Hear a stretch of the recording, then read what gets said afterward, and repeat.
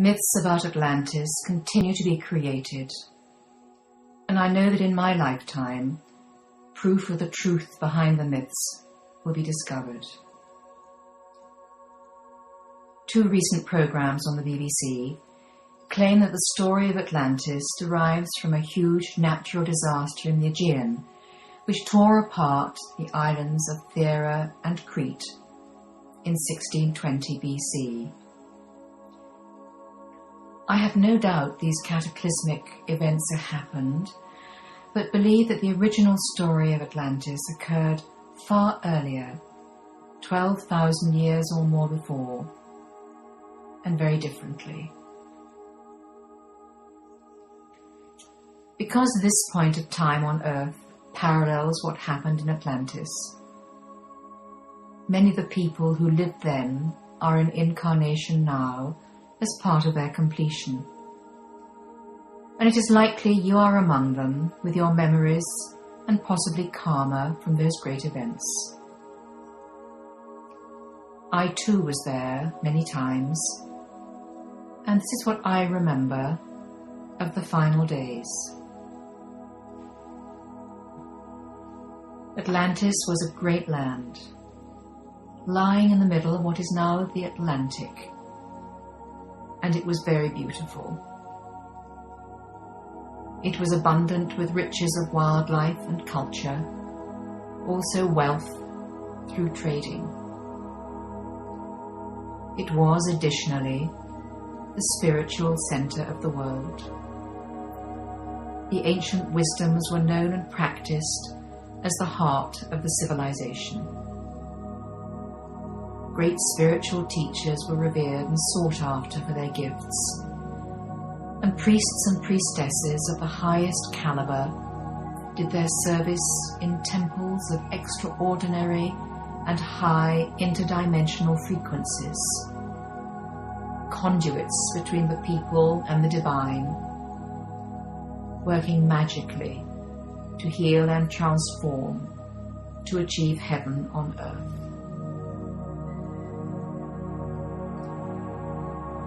Each temple had its own purpose and was designed to help achieve this through the use of color, for example, shape and material. The High Temple, the Temple of Light, was a portal to other planes and an entry point for beings of the highest light. It was the place where time did not exist. And because of the strength of the frequencies, only people of the clearest resonance could be there. And those who were permitted to be there were present in the monadic beings only. Nothing of matter could be there. As such, the temple was created from living, clear crystal, and at its center was a great blue quartz crystal, a transmitter with powers which even now I may not specify. At its spiritual peak, Atlantis was a place of bliss. But times change, and nothing remains the same forever on Earth. Atlantis was spiritual sublimity.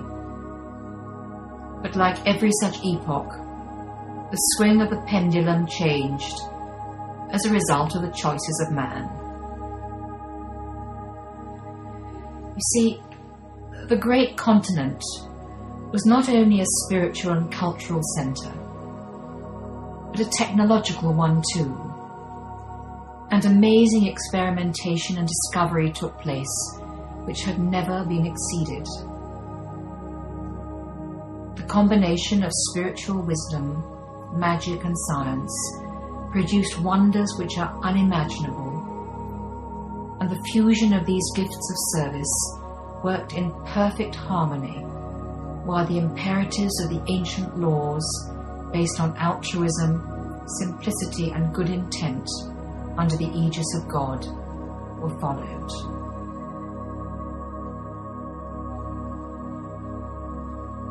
Over time, certain men and women in every walk of life began to see opportunity for personal advancement, bringing with it riches and power. Using the sophisticated tools and knowledge they had, they realized that pure gold could be made from base metal.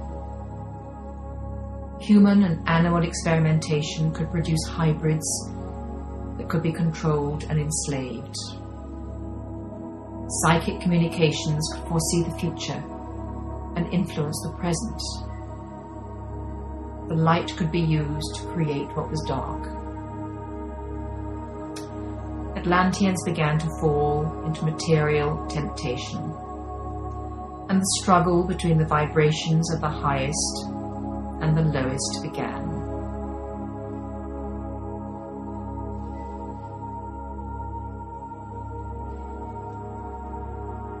Some of the priests and the priestesses succumbed. Others saw what was occurring and resisted. But increasingly, the lure of possession beguiled the people, and they wanted more. The lands and the world of nature, hitherto so much honoured, was plundered carelessly as science and technology became preeminent for what it could deliver. Spirit became forgotten or abused.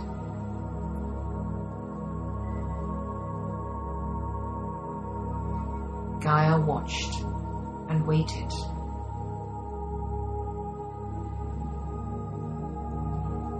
The Dark Masters of Atlantis had learned to control souls. Their intention was to go further and control monads, to control spirit. It had never been done before. Each monad is a spark of God, and as such is pure spirit, incorruptible and comprising sheer light.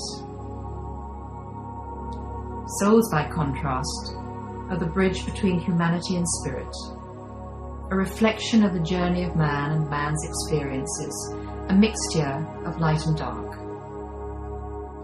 For many Atlanteans, lured by the promise of wealth and power, sacrifice of their soul on the altar of materialism was a price worth paying, and they disregarded the long-term repercussions for themselves and for their world.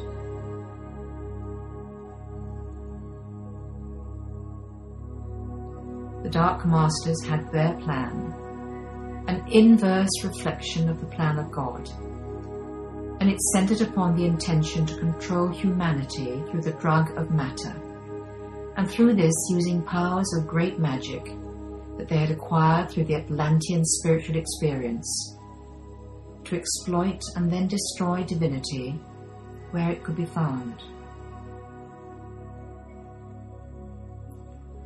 In this, they underestimated the determination of the Masters of Light, the light and the love of God, that spirit on earth would not be destroyed.